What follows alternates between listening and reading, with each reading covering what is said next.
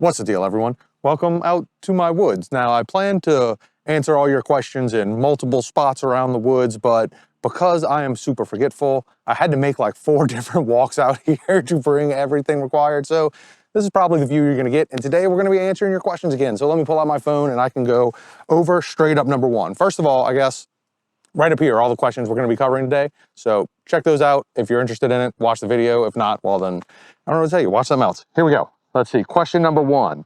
All right, this is going over the Wonder Pana system that I use for my wide angle lens. All right, really cheap attachment. Are you kidding me? $300 for a 145 millimeter CPL and accessories. That, in my opinion, I understand your frustration. Everything in this hobby is expensive.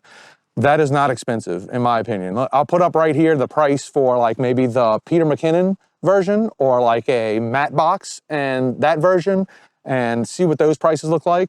Let's not forget the fact that right now you're probably shooting on what is well over $4,000 worth of a camera equipment. So to say that $300 for something extremely quality, long lasting, that you can adapt to multiple lens sizes, I don't think that's very expensive personally. I'm sorry if you think it is, but that is a very cheap accessory in this industry. This is a very expensive hobby or a very expensive profession. If you don't want to spend that kind of money, sure, you can find cheaper options, but they will degrade your quality of image. I mean, why are you spending a ridiculous amount of money on the lens just to put a very cheap and ugly piece of glass in front of it that's going to make it look worse? The goal is to put something in front of the lens that makes it look better, not worse, in my opinion. So I'm sorry you have an issue with the price of the things I'm recommending, but these are the things I use. I have now used that Wonder Pana system and that exact same first CPL for almost 5 years. So $300 is absolutely nothing to that. As a matter of fact, I've replaced cameras before I've replaced that system. All right, on to the next question. All right, hold on. Actually, man, let me go grab them from over here.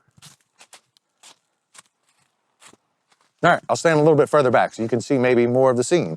All right, this question is about 2 cameras I've talked about quite often. And as a matter of fact, 2 of these questions are about these 2 cameras in particular. We're talking about the Insta360 One RS 1-inch 360 edition camera, the longest name ever. And the other one we're talking about is the X4 that is right here in this packaging. Boom. So you can see I do actually, oh no, I might need that later. All right. Put this back on in here and close it up because, I mean, other than me showing you these 2 cameras to show you that I do actually still have them, I do still use them. They are both for different purposes. All right, let's put these in my pocket and let's see what the question number 1 about these 2 cameras were. All right, so great video. What camera would you suggest for virtual tours of houses and apartments? Insta360 X4 or the 1-inch? Now, this is tough. If you are doing any type of video at all, I'm gonna recommend the X4 over the 1-inch. And as a matter of fact, unless you're doing anything other than just photos, I'm gonna recommend the X4. And I'll touch on this with the next comment from someone else, but either way, I digress. The 1-inch is made specifically for photos.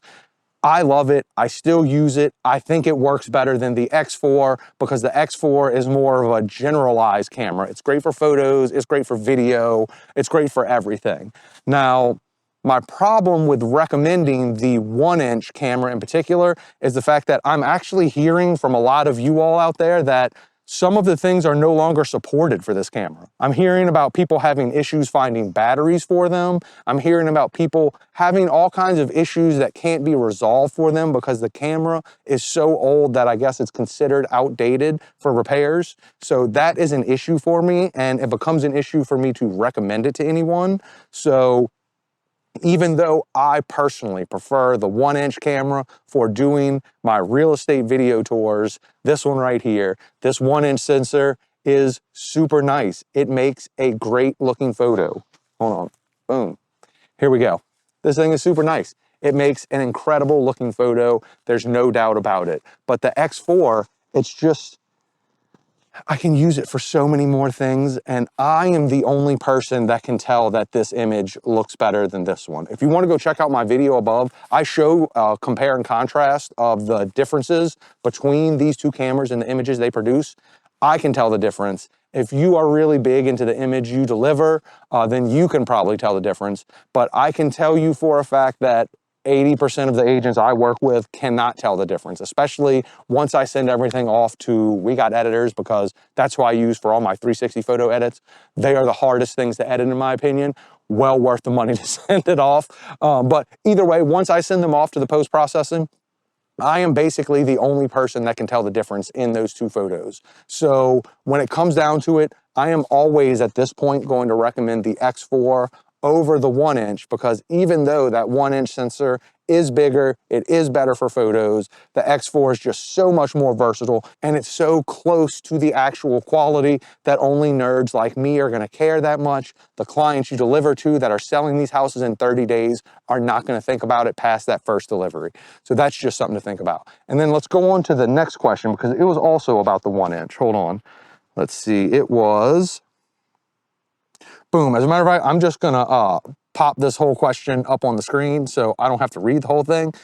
This goes into what I was just saying. Correct. I personally believe you should have got the X4, even though the 1-inch is a bigger sensor. Sometimes that doesn't matter so much. I know camera companies are trying to train us that the bigger the sensor, the better the image. That's not always the case. Either way, I could go into that so far, but I don't want to make this video 20 minutes long. So basically what I'm saying is that the X4 for video on your bike, without a doubt, would have been a better choice. Not only is it a brand new camera, so the algorithms are a bit better, you know, it's just overall it's a more versatile camera. It has the detachable lens guards, which help you in the long term of things, especially riding a bike in case anything hits that helmet. So if it's not beyond your return capabilities, I would consider turning it back in for the X4, because you will definitely be much more happy with the X4 over the 1-inch for riding on your bike and doing videos. All right, last one. All right, this one's great. I'm just gonna post this picture up on the screen. You're right, I'm from New Orleans, I'm a Southern boy, I don't know nothing about snow, so if Peter McKinnon wants me to sign that X4 and give it away to y'all, hopefully that snow level goes down a little bit. As always, leave your comments and questions down below so I can answer them in the next video. Thank you to everyone who submitted these questions for answering for these videos. Thanks to all my members and subscribers and supporters. Thanks to everyone watching the channel. Thanks to everyone in my life. Thanks to everyone, basically, I guess. I'll catch you next time. Yeah, I'll catch you next time.